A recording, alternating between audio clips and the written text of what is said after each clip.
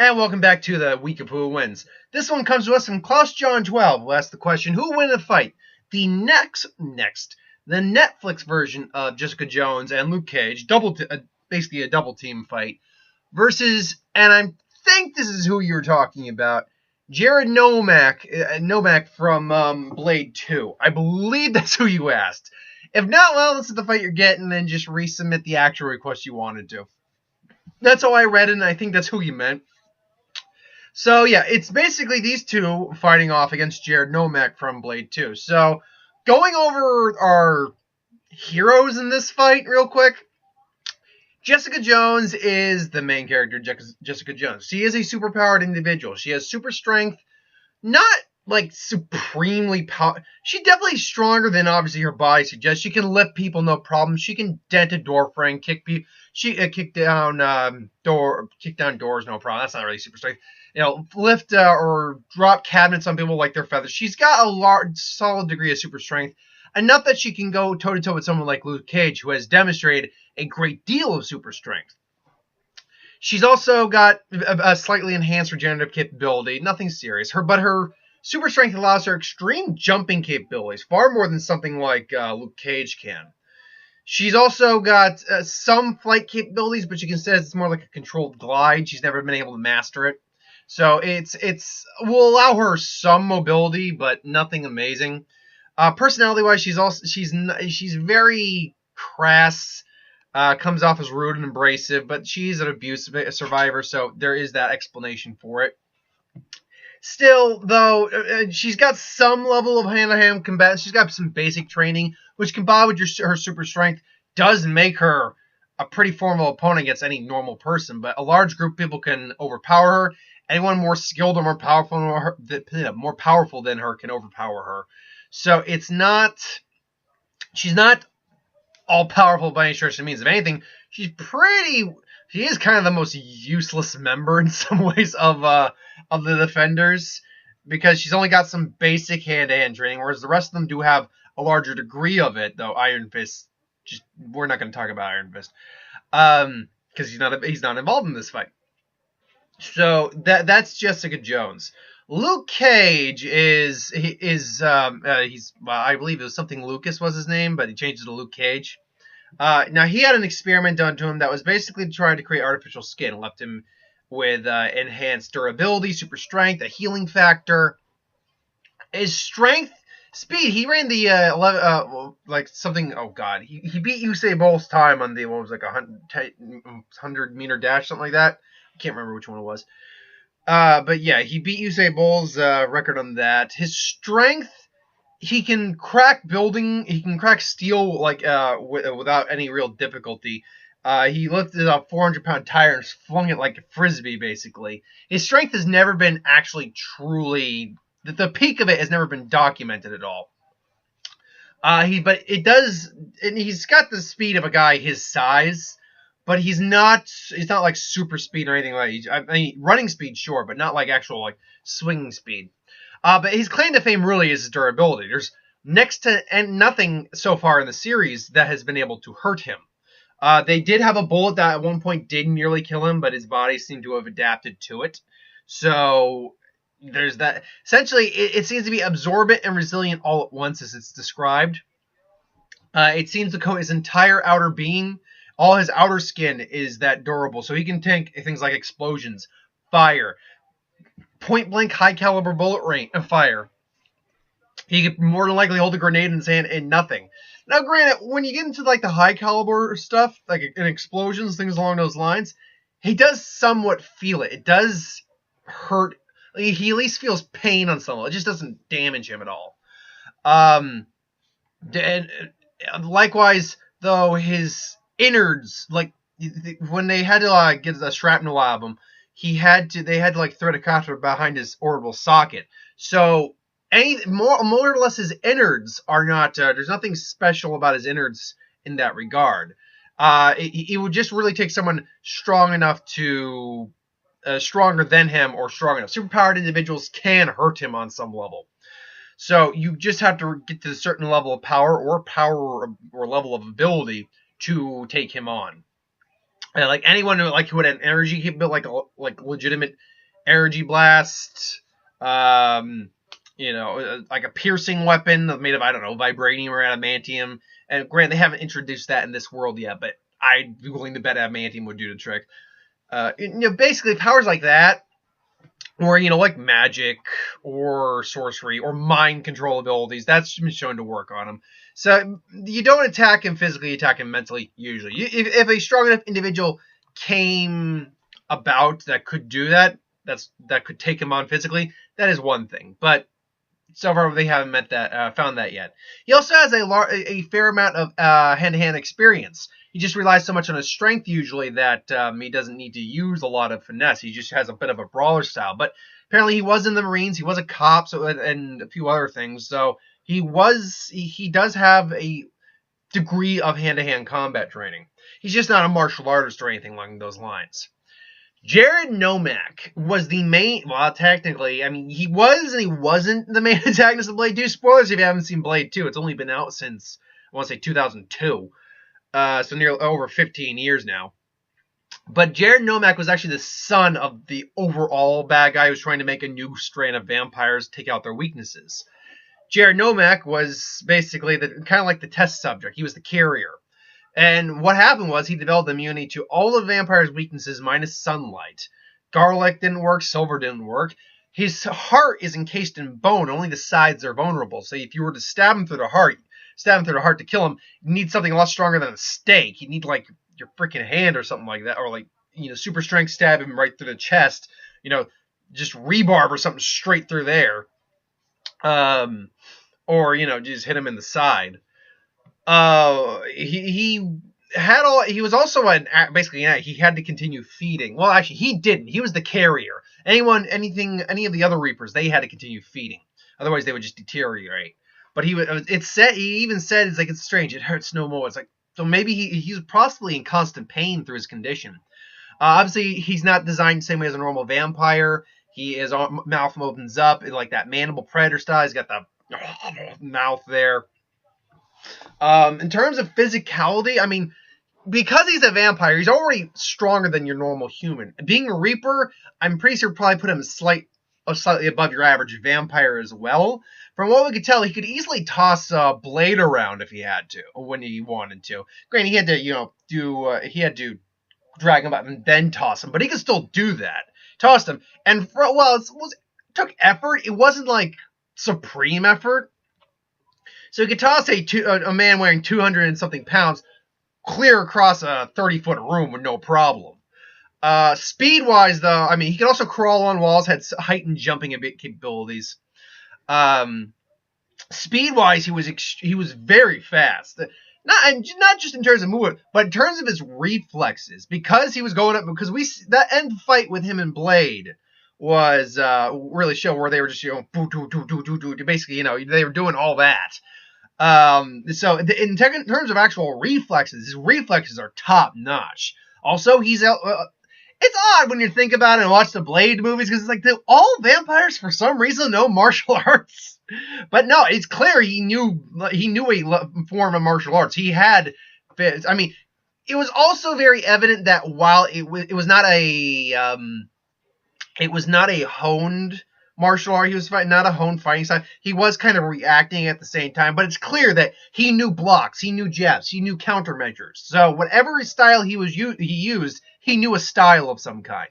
Should also say that his regeneration capability, it was top notch as well, because Blade, I believe, broke his arm at one point, and all he did was go, and then smacked him right in the face with the same arm he broke. So yeah, he was strong enough that in the actual long-term fight, Blade would have lost the actual fight overall had he not stabbed him through the side. How Blade actually hid that. So Blade, by the way, how Blade hid the blade of the sword, I'm not so. From the looks of it, it looked like he basically stuck it up his arm and then just slid it out. That's the way it looked. But who knows? So Jared Nomak was extremely powerful. He's probably the best of the three villains in the Blade series. I don't hate Dracula, Blade Trinity. And I thought Dominic Purcell, I believe that's his name. I thought his Dracula was fine. He wasn't great, but it was fine. And Deacon Frost, Stephen Dorff, he's always a lot of fun, and he's a fun time. But Nomak, I think, is like the real pinnacle of the 3 film villains. So anyway, yeah. So how does this fight break out? Well, actually, seeing as there's a lot of people keep talking, he's like, are they going to give Blade a movie in the MCU? I don't think so, personally. Or are they going to add him to the Netflix roster? It would, all right, now, if you're going to choose between the two, it'd make more sense to add him to the Netflix roster. So let's say, yeah, he's part of the Netflix roster, and let's say that, you stinky pup-up. You stinky pup-up. Let's say that we're dealing with the plot of the Reaper vampires, and, Jessica Jones and Luke Cage have probably fought some low-level vampires, and they're fine, because they're super-powered individuals. But then they come across Jared Nomak, who has also seen them fight, and is like, you're next. He's like, I don't think so. And then, he runs, they chase him down, and the fight commences. And I'm going to tell you right off the bat, the real fight that's going to happen is going to be Luke Cage versus Nomak. Because while Jessica Jones is powerful, she does not have the reflexes. If I were to actually argue strength-wise, I'd say she's probably on Jared. Their strength is actually comparable from what we've seen between the two, Jared Nomak and her. So strength-wise, they're probably on equal grounds. She might be a little stronger. He might be a little stronger. But they're roughly on equal grounds. But he's the faster and more skilled. So what's going to happen? And he's going to notice this too, because he'll probably quickly notice that he can't right out of the way damage Luke Cage at all. However, Jessica Jones is going to become a nummy treat for him. So he's going to dispatch her pretty quick. She'll try to fight a little bit, but he's going to just boom, smack her. Maybe smack her in the wall. Maybe he's going to try to go for her. And, she's going to try to get up, but then Luke Cage comes in, and Nomak just gets smacked. Now, physically speaking, Luke Cage, I think, is the stronger of the two between these guys. So he's going to expect, and he's going to go flying at quite a few. He's like, he just gives a laugh. And then he comes in, it's like, their fight's going to come out. Now, in terms of overall skill, we haven't really seen Luke Cage show off really formidable hand-to-hand techniques. We know he can actually use some solid hand-to-hand techniques, but he's much more of a brawler style usually because he mostly relies on his strength. So initially it's going to be, he's going to swing. Jared's going to have enough, the reflexes, and then he's just going to smack into him, but it's not going to do anything. Luckily, I don't think for Nomak it's going to really break his hand. Even if it does, he'll pretty much shake it off. Just boom! Boom, boom, boom! He's going to hit him and just... and then Luke Cage finally just grabs him, just boom! Just lays him down. But Nomak quickly just recovers, trips up Luke Cage. Jones comes back in, flies in, grabs him, and just throws him against the wall, just beating into him. Just boom, boom, boom! And then he just... and then just grabs under his stomach, and then he just... It's like, and just basically rips her throat out more. Like he's not even in the mood to eat her. He just bites her and rips her throat out. So now she's there bleeding out from her throat. And whether she turns or not, Jessica Jones is out of this fight. And yes, and then Luke Cage is like, now he's pissed. So they're going out again. This time he's doing a bit more technique. So he blocks more punches, but this time he grabs it, just breaks Nomak's arms, just starts beating him into a wall, just but again, Nomak's arm heals, and then he just flips. Nomak's now just able to avoid, because Nomak's the faster of the two, no doubt, and has better reflexes. He gets it again. He tries to maybe bite Cage and just, but here's the thing, I don't think he could pierce Cage's skin, so he tries to bite Cage. There's like, it's like, what the hell? And then just Cage, boom, boom, boom. Now, terms of durability, Nomak can take abuse. We've seen that the Reaper vampires could take bullets to their chest with no issue. They could even survive being decapitated, which is meant that one survived being cut here, basically just ripped in half down there, and still survived that. Nomak's gonna have a stamina. Well, I don't know if you have a stamina advantage. But in terms of being actually able to take damage and keep going, he's got that over Luke Cage. When Luke Cage is legitimately taking damage, he's actually out of the fight usually. We see him at one point, and again, I was talking to Mark about this. Obviously, I haven't watched the series per se, but I know enough about him to do this fight. When he fell out of a building at one point, landed in the car, he dislocated his shoulder, and he couldn't relocate it. So he was kind of out of the fight for a while. When he actually took some shrapnel, he was out of the fight. When the Judas bullets actually hit him the first time, he was kind of out of the fight until it healed up. So when he actually has taken damage, Luke Cage is out of the fight. When Nomak has taken damage, he's not out of the fight. He just says, oh no, I'm just going to wait a little bit, let that heal up. So more or less, it's going to come down to who can basically one-up the other. And unfortunately for Nomak, when it comes to damage dealt, Luke Cage is the victor in terms of damage dealt between the two of them. In terms of who can dish out the better hit, Luke Cage can dish out the better hit. To the point where if he grabs Nomak, he just grabs him, just like, boom, just smacks him straight through. Feels his heart, kicks and bone all enough, and he just starts crying. He's like, ah, Nomak's just, ah. And then, of course, it's strange. It hurts no more. And then he just bursts into flames. And, let's continue the scenario for just a little bit here. So, he goes over, he sees Jessica, but Jessica's body's not there. Then she's behind him, all reapered out, just, and her hair gone too, because the Reapers lose their hair and go bald. So Jessica Jones, now Reaper vampire style, just attacking him, and he knows that there's no cure for this. They could try it, but I mean, he could try to keep her down, but he'd have to get her out, and it's, he'd have to somehow take care of her. Although it just wouldn't. Plus, she's already an addict. She was already kind of an addict on some level anyway. So now he's got to make the tough call, because even if they could get to her in time, she died just from not getting any blood in her, not being able to eat. So now he's got to make the choice to kill someone he's cared about in life.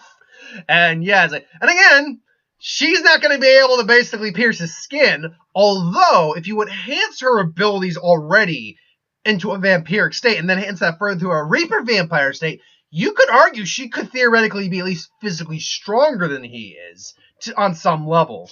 Which, I don't know if that'll allow her to pierce his skin still, because we've seen him survive a lot of things where his skin did not get pierced, but it'd be enough that he'd be like, he feels like the punches. It's like, damn, and it's like, and then eventually he just grabs her and is like, sorry, babe, and then just snaps her head around, which doesn't kill her because the Reapers are messed up that way. She's like, because we saw one basically get his neck broken like that, and then just like that.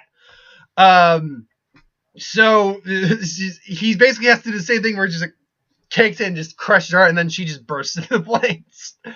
So, who wins the fight between Netflix, Jessica Jones, Luke Cage versus Jared Nomak?